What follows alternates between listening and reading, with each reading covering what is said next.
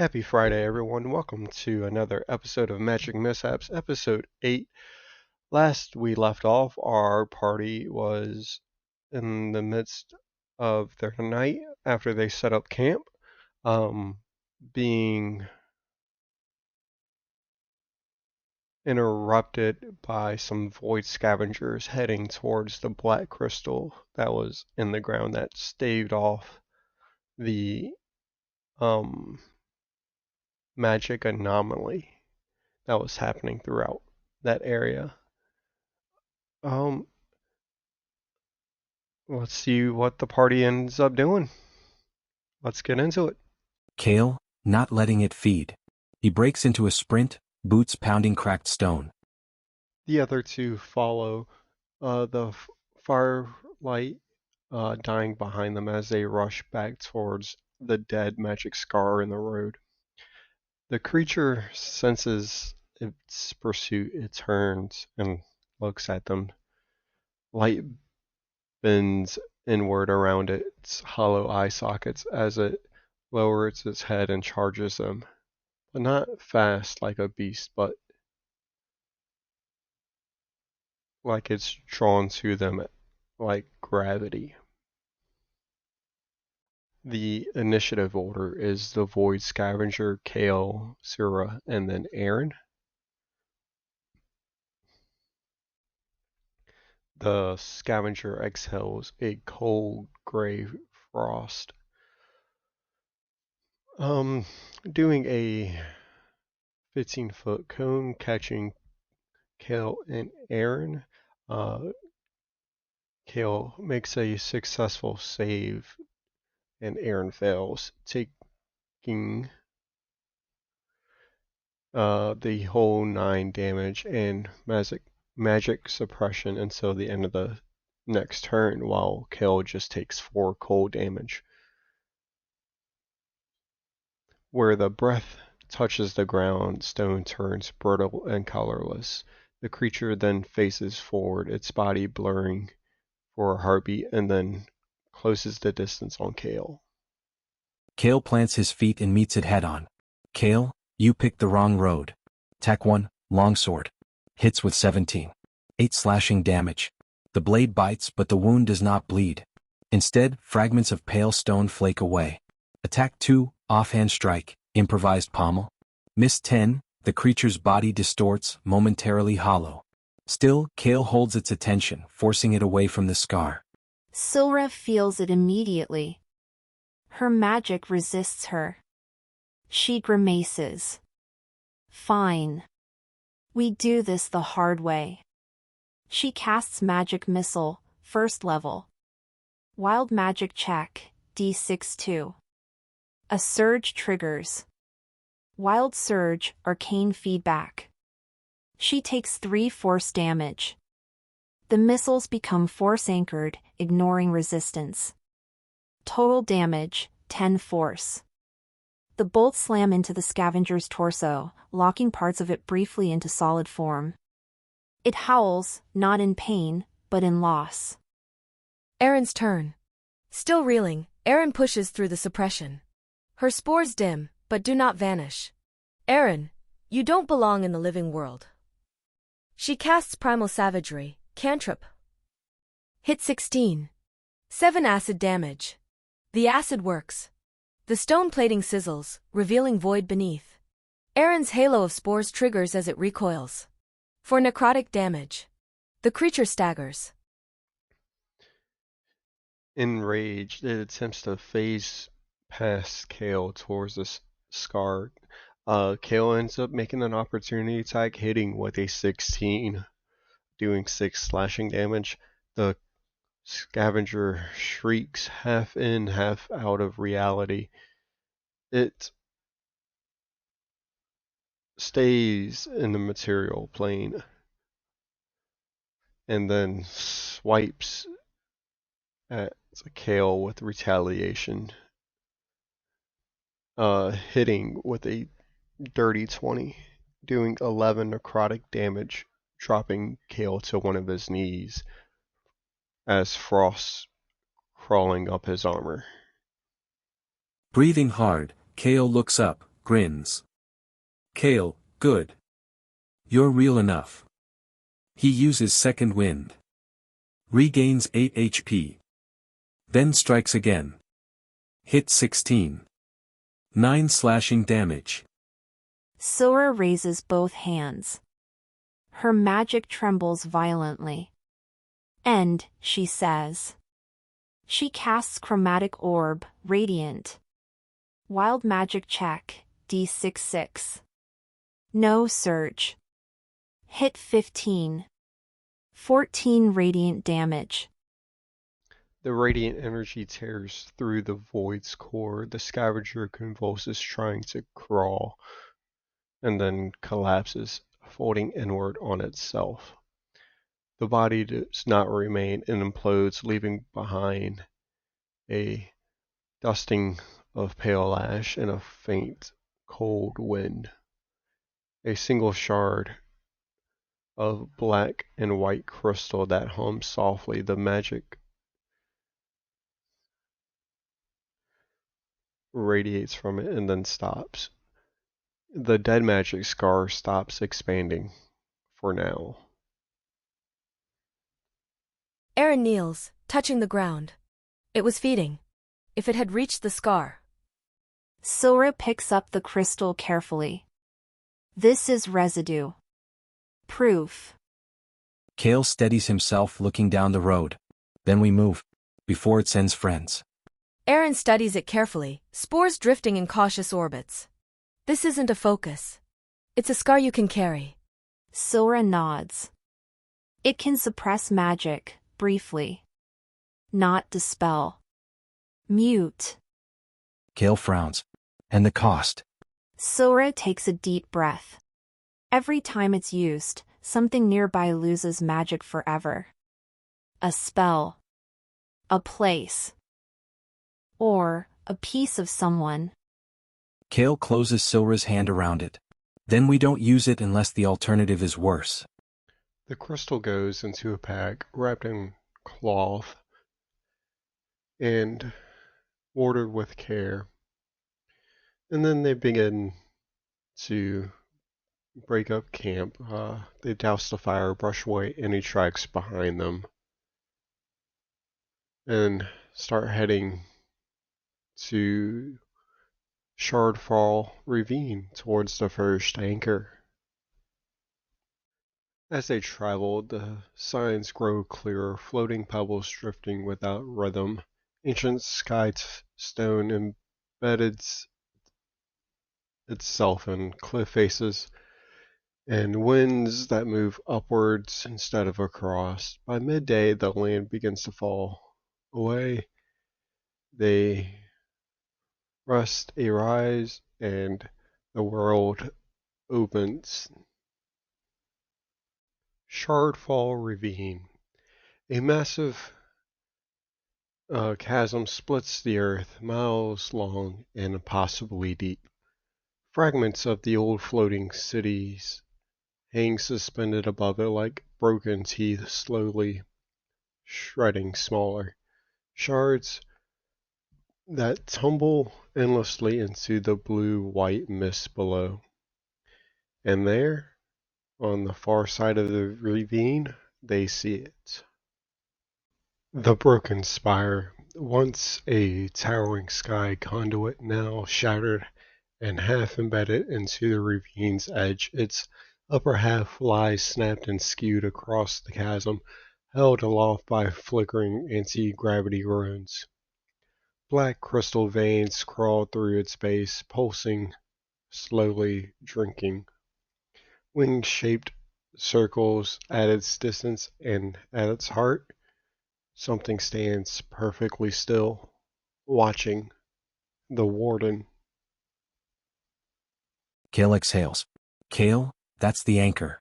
Eren steps closer to the ravine's edge, eyes tracking the slow, unnatural drift of broken sky stone. These fragments aren't random. They're listening. Sora nods, feeling the pull in her bones. Residual weave memory. If we disturb it carefully, we might. Kale doesn't wait for the sentence to finish. He hurls a loose chunk of stone outward, testing the air. the moment it leaves his hand. The ravine reacts. The thrown stone does not fall, it stops midair, and then another shard nearby twists towards it, and then another, and another, creating this small, like, ball of gravity there. A low, hermetic thrum rolls through the ravine like a plucked string. Runes along the broken spire flare violently. The floating debris begins to reorient itself, forming slowly in a deliberate path like a stepping stone assembled themselves. Silra, we just pinged the anchor's sensory field. Erin's spores scatter, then snap into rigid lines, pointing toward the spire. It felt us. The Warden takes notice. At the heart of the broken spire, the Warden moves. Its tall, humanoid outline forged of pale stone, black crystal veins and hovering rune plates that never quite touch his body. Its head turns with a grinding, deliberate slowness. There's no face, just a vertical slit of cold, blue-white light. The ravine goes silent. The Warden steps forward, and debris begins locking in front of him, like a footbridge.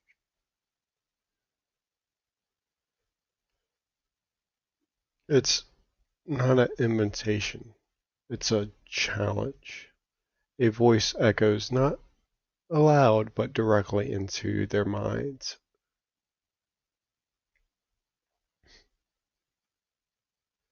Anchor, breach, protocol initiated. The runes flare brighter. Winged sentinels peel away from the spires, taking air, stone feathers scraping against each other as they circle. The bridge holds for now. Kale tightens his grip. Guess that answers how we get across. Silra, or how it gets us close enough to kill. Erin plants her staff. The land is watching. Choose each step. The battlefield is set. The shifting bridge of floating debris spans part of the ravine. The Warden is fully aware and active. Winged sentinels are airborne and mobilizing. The broken spire anchors. Pulses faster, feeding harder. This is no longer an infiltration. This is an engagement. What shall you guys do? The bridge finishes forming with a final resonant clang. Floating chunks of skystone locked into a jagged, shifting path over an endless drop of shardfall ravine. Kale steps onto it first. The stone tilts slightly under his weight, then stabilizes. It'll hold. For now. Silra exhales and follows, magic humming uncomfortably in her chest. Erin brings up the rear, staff tapping each fragment before trusting it. Below them, the ravine breathes. Slow, cold wind rising like an exhale of something very old. And above them, winged sentients. Gargoyles circle watching, but not yet striking. They reach the far side of the ravine. The broken spire rims overhead, black crystal veins pulsing brighter as they draw closer. The Warden stands at the anchor's base, rune plates orbiting its body like frozen thoughts. It does not attack, it just simply watches them. Kale lowers his sword just enough to show intent without surrender. We're here for the anchor. But we're not your enemy. The Warden's head tilts by a fraction of a degree. The runes shift. Silra steps forward. You're not cult. You're not axiom. You're a system. She focuses, not on spellcasting, but reading the magic. Yeah, give me an Arcana or Insight check. And say 17 already. She understands that the Warden is not sentient in the mortal sense. It's a fail-safe construct created before Axum. Its purpose isn't like to serve him necessarily, like loyally. I wouldn't say that. It's like to make sure things don't go off the rails. Aaron adds softly. You guard this place because something worse was expected. The Warden speaks again. Anchor status corrupted. Prime directive prevent uncontrolled divine release. Kale nods once. Kale, that's exactly why we're here. The rune plate rotates faster. The Warden. Destruction of an anchor will result in essence, backflow, systematic instability, and high probability of casualties. Sora clenches her fists. Sora, and leaving it intact means gods die slowly. Silence. Not a pause, but calculation. The Warden's head lifts slightly. The Warden. New variable detected. Eridine escaped. Suppressed. The air tightens. The Warden. Kiri, do you accept responsibilities for resulting the chaos? Kale answers without hesitation. Yes. The word echoes across the ravine. The Warden raises one arm. The sententials halt. Wings frozen in mid-beat. The Warden. Alternative protocol available. The runes reconfigure, projecting 3 glowing sigils into the air between them. The Warden's terms. To proceed without immediate lethal force, the party must choose 1. Containment breach. Proof of attempt. Override attempt. The bridge behind them locks into place. There is no retreat without consequence. The fractured bound exchange a single look. No hesitation, no debate. Kale steps forward, sword coming up, not at the Warden, but at the black crystal veins crawling through the broken spire's base. Then watch how we fight. For the first time, the Warden does not object. Its rune plates rotate outward, creating a clear corridor towards the anchor exposed conduits. The Warden. Proof parameters accepted. Engaging sentinels. The air screams. The sentinels unleashed. 4 winged sentinels peel away from the spires. Constructs of fractured marble and crystal feathered wings, leaving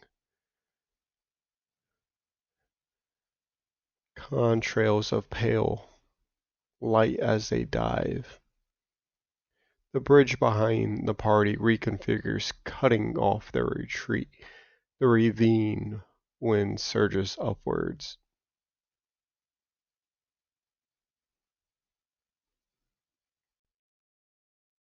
The objective, not just to kill the 4 winged sententials. However, to survive the shifting platform and ravine winds and disable the black crystal. Alrighty, well, that will do it for this week's episode. Stay tuned for next Friday and figure out if the party manages. And as always, don't let things weigh you down.